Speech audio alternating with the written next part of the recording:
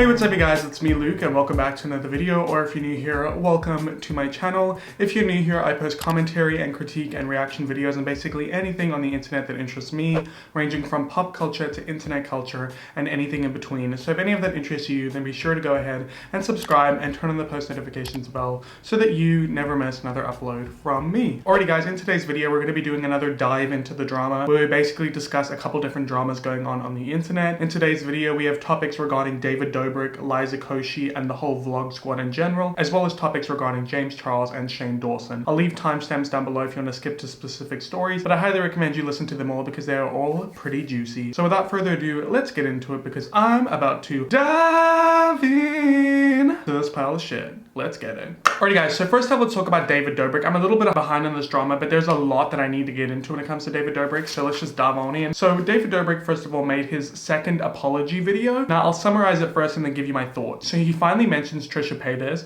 after years of not mentioning or uttering her name, and he mentions her along with the writer of the article, the insider article that exposed Dom and everything that occurred, which by the way, if you don't know what happened, I'm not going to summarize it because by now I'm sure most of you do know. If you don't, you can catch up by watching my last two videos on the David Dobrik and Dom and SA situation, so I'll link those down below. But yeah, he mentions Trisha Paytas and the writer of the article, saying he doesn't want to discredit either of them, and he takes responsibility for posting the video, the vlog which the essay occurred in, and says he should never have posted it, understanding that there was a power imbalance at play between him and the victim because they felt like they were obligated to give consent to the vlog being posted because it was being filmed by such famous vloggers and there was a power imbalance at play. So he recognizes that, which is good. And he says that in general, he's sorry for putting those girls in that environment that compromised their safety, which is good that he's taking accountability for that. He says he didn't know what was going on in that room with Dom, but he should have known. And that's true. He should have known, he should have been responsible, and he should have, been responsible for the girls' safety because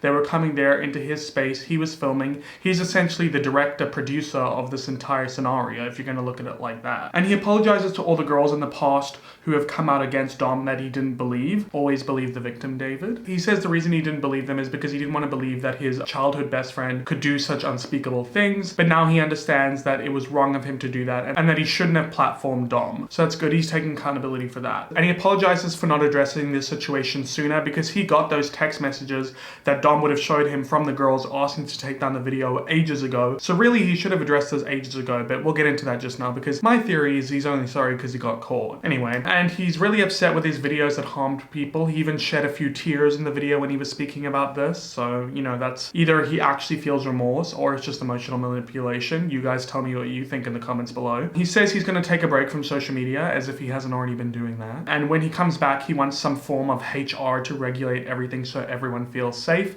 I do think that's a good idea. I mean, if you're going to put all these people in your vlogs that play these outlandish characters, there should be something at play in the workplace to ensure everyone is safe. Now, I just think the timing of this apology is very interesting. I mean, we had his first apology, which was absolute BS, and the insider article came out, and then 11 brands dropped him. Amongst some of those brands was big name brands such as HelloFresh, EA Sports, Dollar Shave Club, DoorDash, HBO Max, Facebook, Audible, Bumble, and the biggest of them all, SeatGeek, who was a huge sponsor for David, who basically helped pay for all those free cars that he gave away to his friends. So he has been dropped by 11 brands and counting, and he also had to step down as the founder of his app Dispo, which was like the disposable photo app that I mentioned in one of my videos, and he was the founder of that app, but he's had to step down after investors started distancing themselves from them. And Dispo actually came out with a statement on Twitter, so let me go ahead and pull this up. So Dispo said, Dispo unequivocally condemns any form of assault or violence and believes survivors must always be heard and supported. In order to remain true to our mission, we support David's decision to part ways with the company. We'd like to thank the Dispo community for their continued trust in us. We will move forward working hard to rebuild a safe and honest platform that restores joy and authenticity, both online and in real life. So that's basically Dispo's response. And YouTube finally addressed the situation by demonetizing both David and Dirty Dom. And after this, David or David's team or publicist or whoever uploaded all of his vlogs to Facebook so he could basically make money off of them, because the way that Facebook works is even if somebody just scrolls past your video without actually watching them, it still counts as a view. So basically he's getting millions and millions of views by reposting his vlogs on Facebook and making money through advertising on Facebook, allegedly. free. So I think that is very, very interesting and very telling, and shows that he's just doing this for the money. I don't know if he makes money off the Facebook ads, but I'm gonna assume that he does, allegedly. Now, Gabby Hanna came out and tweeted about lawyers. So she seems to be getting involved in this situation. I don't know whether or not the lawyers are David's lawyers who are coming to speak to her, or her own lawyers that are speaking to her about coming out and speaking on her experience being the Vlog Squad, because Gabby Hanna was treated horribly in the Vlog Squad. She was groped, she had sexist comments made against her, she was body shamed, she had so many horrible jokes made against her, and she was one of the first people to leave the Vlog Squad. So I think she might be coming out to express her story. I think her experiences in the Vlog Squad are valid, and she deserves to have a platform to speak about that, regardless of whatever your opinion on Gabby Hanna is. Now, a few people in the Vlog Squad addressed the situation as well. Carly and Aaron came out, even though they weren't involved, and they're from the Vlog Squad, and they made a video addressing the situation, basically saying that they had nothing to do with the situation, but they said that they hope that the victim gets justice and that Dom faces consequences for his actions, and that everyone in the Vlog Squad should be held accountable for their actions if they were there that night that this SA occurred. So I think it was good of them to come out and address the situation, especially since there's so many other Vlog Squad members who haven't, like Zayn and Heath, for example. They haven't come out and addressed the situation. Even though they weren't there, Zayn and Heath have been accused of doing lots of other horrible things. There's video footage of them groping girls, like video footage of them just grabbing Gabby Hanna's boobs. Like, there it is on Twitter. I'm not going to show it because that's SA, but it's happened, and they should address the situation as well. So Zayn and Heath, clock's ticking, and I'm waiting for your response. Then Natalie came out with a statement. So Natalie is David Dobrik's assistant, and she's also dating Todd, who Todd is being accused of allegedly supplying the girls who are underage with alcohol. So let's go ahead and read Natalie's response. So she said, "I spent a lot of time thinking about the recent allegations, and because of the severity, it's taken me time to process. Like many of you, I'm upset and angry and do not condone the behavior detailed in the article or any misconduct for that matter. I want to make it clear that I acknowledge and hear and support those who came forward, and I stand by the victims." So that's Natalie's response in this situation. I don't really feel many things about it. I don't think she was there that night, but I think it's good if people still come out and speak about it if they're from the Vlog Squad. I think everyone from the Vlog Squad should come out and speak about it. Speaking of Vlog Squad members who came out and spoke about it, Todd then came out with a statement which people weren't too happy with. I'll read that out to you now. So Todd's statement says, "This is an apology to Hannah and her friends, an acknowledgement of my role in the trauma they went through that night and the pain they've carried every day ever since. I would like to own up to my mistakes and apologize to those I've hurt with my insensitivity.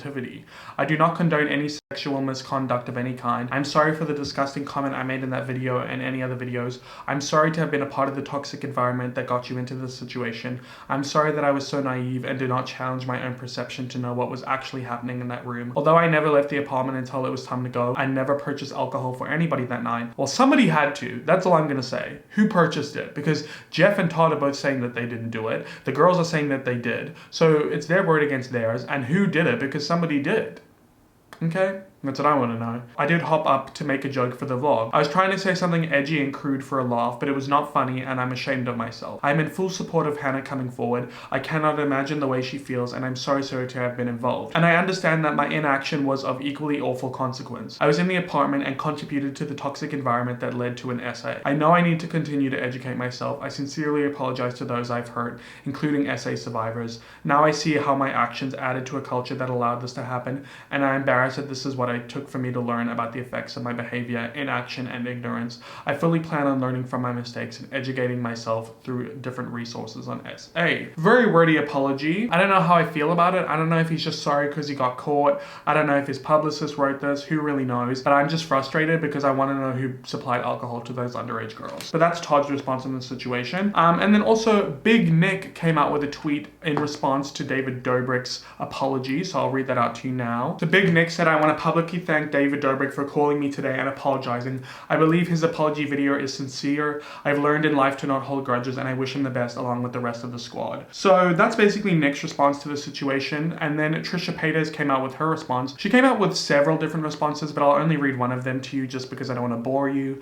She says, "If public opinion forgives David, great. I hope he does change. But as someone who was shunned and ridiculed after my psychotic breakdown from my association with David, his lawyers discrediting me because of my mental illnesses and threatening insider only a week ago, it's not enough." So then our final update on this David Dobrik situation is Jeff. So Jeff took down his video where he was discrediting the author of the article, for which he didn't even read because he says that he has an eye injury, so it was difficult for him to read the article, so he had to get someone to read it to him. So he says he should have just got them to read it to him a couple times. And the whole eye injury is like a very lucrative thing. People are speculating that he got this eye injury through filming with the Vlog Squad. And Jeff says in his newest video that he just posted that he's embarrassed of how he got his eye injury, so he doesn't want to get into the details. And in that new video, he basically just apologizes for the previous video and for discrediting the author of the article. So those are all of the apologies and responses and updates that I have on the David Dobrik situation and the Dom situation. I don't know if the situation is over yet, but I want to know what you guys think about all these apologies in the comments down below. At the end of the day, it is really up to the victims to accept or not accept the apologies from these people, since they were the ones who were assaulted in these situations. But that's not everything that I have on the Vlog Squad, because I have something else. So Jason Nash allegedly has a new girlfriend who is allegedly 23 years old, and he was caught fighting with her in his Tesla by the Hollywood Fix. So this is very interesting. You know, it seems like he just keeps going younger and younger and younger. He's almost 50, and he was dating 30-year-old Trisha, and now he seems to be going younger to 23, allegedly. Oh, that rhymed. He also texted Trisha saying that he needed to talk with her with a love heart, which to that I just say the audacity, the caucasity of this man. Oh, now moving on, we have some Liza Koshy tea. So Liza Koshy said on a podcast with Whitney Cummings that she had never had an orgasm. So David, what's good? What's Gucci? How come you don't give your girl Liza that big O when you were dating? What's up with that? What's up with that? You gotta support your girl and give her what she gives you, because Lord knows you probably finished every time. Next up, she also said in another podcast, the Advice podcast, that she feels like no one has really ever loved her in her relationships for the real her, that they loved a version of her that she became for them because she was a people pleaser. Very deep, very interesting. So I guess this could have something to do with David Dobrik potentially. And then David Dobrik deleted his breakup video with Liza, and this could possibly be just to protect her and her career. He probably just still cares for her and doesn't want to drag her into his mess. But I do think the timing of it was interesting given the things that Liza Koshy said regarding possibly him.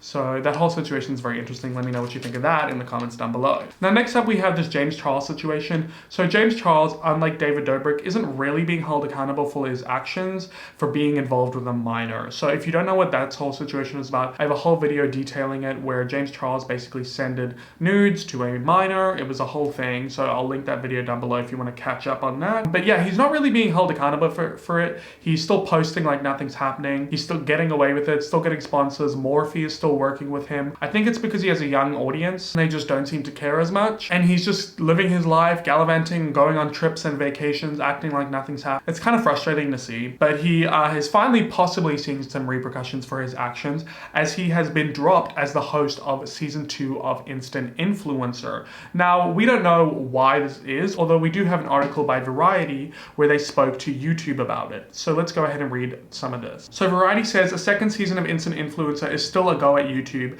that will feature a new host and creators from a different category, not beauty or makeup. The YouTube rep said the new host and additional details for season 2 will be announced in the coming weeks. A YouTube rep confirmed that Charles won't be returning to the show, but declined to provide a reason. Previously, the video platform had announced that he would be hosting a second season. We can confirm season 2 of the YouTube original series Instant Influencer will be a new creative direction, including a new host, a YouTube spokesperson said in a statement to Variety. We thank James for his great first season, and we look forward to building on the show's success by expanding the opportunities to showcase a diversity of creators across the YouTube platform in our upcoming season. So this is very interesting. They're changing the whole concept of the show. It's not going to be makeup related. It's going to be lots of different categories, and they're going to have a new host. I do think this is a good idea. Like if they had an instant influencer for gamers and then they had like PewDiePie as the host. I don't think that'll ever happen, but it would be cool. Imagine if they had one for drama channels. That would be so cool. But yeah, that's basically the situation with that. And James hasn't said anything about it. He just hasn't addressed the instant influencer situation. Other stuff to do with James Charles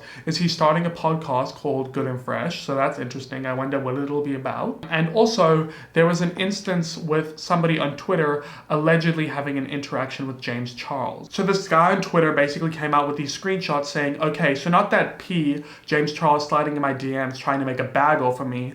Don't worry guys, I called him out. And then he had some screenshots, which we don't know if they're real or fake, but I'm gonna read them out anyway because you know what, it's tea. So James Charles DM'd him allegedly and said, my team and I are trying to reach out to you. We're wondering if you'd be interested in working on some new sister apparel. I absolutely love your merchandise, what you do and what it stands for. And then there was another one where he responded and said, yeah bro, I got you, and sent a edit of a jumpsuit with the sisters logo on it. And he said, I don't work with peas.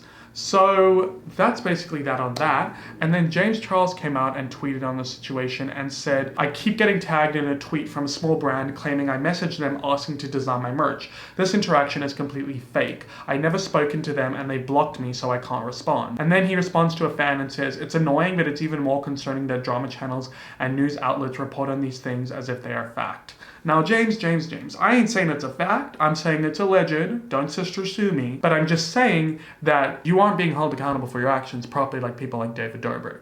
So, of course, stuff like this is going to come out. Anyway, what do you guys think of the whole James Charles situation down below? I think the whole thing's ridiculous. Next up, we have Shane Dawson, who we haven't spoken about on the channel in a while. So people think Shane Dawson is trying to plan a return to YouTube now that all the spotlight is focused on David Dobrik and all of his controversies. He thinks he can just slither on in and nobody will notice, but we notice, sir. So Ryland announced a vlog channel after his sister Morgan announced that she would be starting a vlog channel.